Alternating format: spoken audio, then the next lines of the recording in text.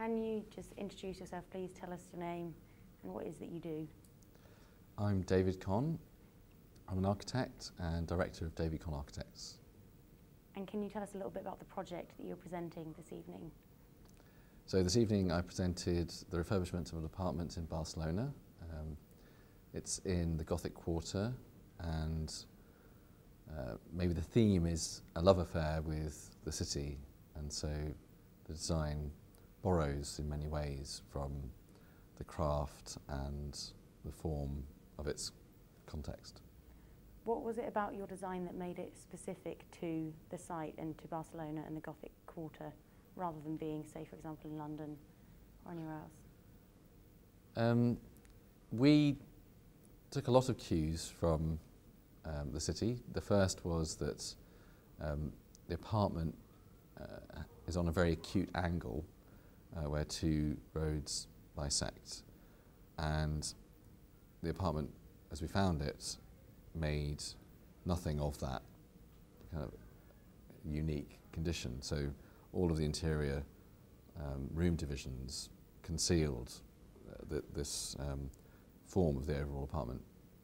So we peeled away the layers of subsequent construction to make one large space, but then set about trying to find other ways to give it different levels of intimacy in different parts. So, for example, we designed a floor that would change colour from red to green as you go around the corner, so that it made a kind of red floored room, a room in the corner that had a mix of the colours, and then a green room, so that you get both one large space and several smaller ones at the same time.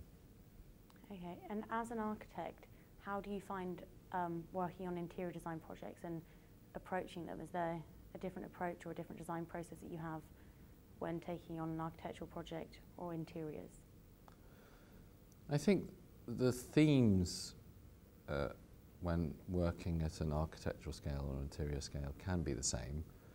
In fact, often we talk about the city as a kind of idea for making architecture. So how does the architecture relate to the city? What does it contribute to its immediate context? What kind of streets does the building make? In the same way, the interior can create quite positive relationships to its context. How does the interior address the city? How is the interior perceived from the street? But beyond that, I think when dealing with interiors, I think it's really important to work at an appropriate scale. So at the scale of an interior, one's very aware of the body and how the body relates to surfaces and use, and how can the interior facilitate a kind of very rich occupation through design. And I think probably too often there's a kind of boldness to interiors, and I mean bold like, you know, stripped down. There's nothing to indicate how you might enjoy that interior, how you might use it. And I think we're trying very much to re-engage with ideas of ornament and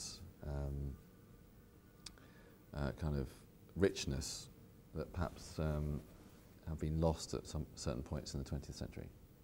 So you're now the director of your own practice. How did you manage to establish yourself and like make a name for your company from graduating and from studying architecture as a student to now winning big international awards? I did work for 10 years for other people, so I did my time. I learnt a lot. I worked with some very good colleagues and employers, and that was invaluable.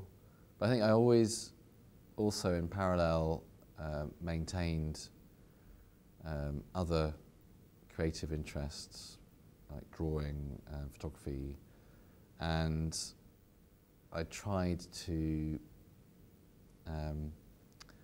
keep some idea of what would motivate me to do my own work, so that when opportunities came eventually, I felt like I had this kind of resource of energy and interest that I could then apply to projects.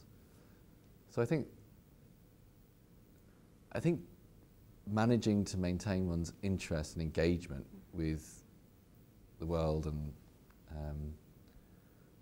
is a great way to just prime yourself when you do get the opportunity to do something.